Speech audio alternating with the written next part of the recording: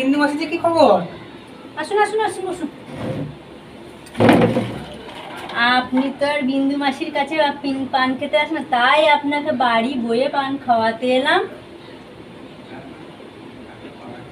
সম্পর্কটা এখানেই শেষ করে দিলেন সামন্ত মশাই। এ তুমি কি বলছো মাসি? তোমার সঙ্গে আমার সম্পর্ক আজকে?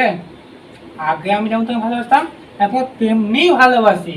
এর চেয়ে বেশি বলার আগে আপনার লোকেদের সরে যেতে বলুন সামন্ত মশাই। দেখলে তোমার সঙ্গে আমার সম্পর্কটা এখনো কেমন মধুর। তুমি আমার গাদ্দের সঙ্গে গালাগাল দিলে। এবার দেব। আমি জীবনে অনেক হারামি দেখেছি, কিন্তু আপনার মতন একটাও দেখিনি।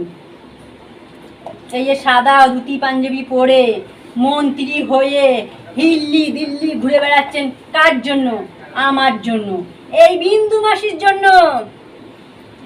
ভোটের সময় লোকের সামনে বোমা ফেলে আমার ছেলেরা 60% ভোট আপনার পকেটে ঢুকিয়ে দিয়েছে, তারপর আপনি জিতেছেন, তারপর আপনি মন্ত্রী হয়েছেন।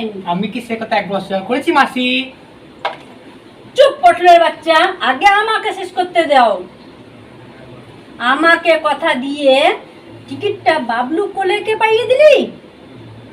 বিন্দু মাসি আমি বাবলুগুলোকে বলে দিয়েছি, মেয়েরা ছেড়ে তুমিই বসবে, গোটা শহরটা হবে তোমার। মেয়েরা চেয়ারে বসে তুমি লুটে পুটে খাবে। চুপ! মিয়ারের চেয়ারে আমি ইয়ে করি। বিন্দু মাসি কারোর ভিক্ষা নেয় না।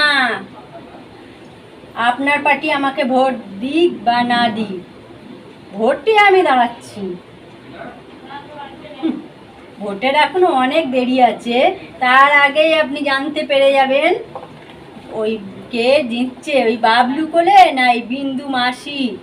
তারপর দেখ কেমন লাগে। এই চলে আয় সবাই।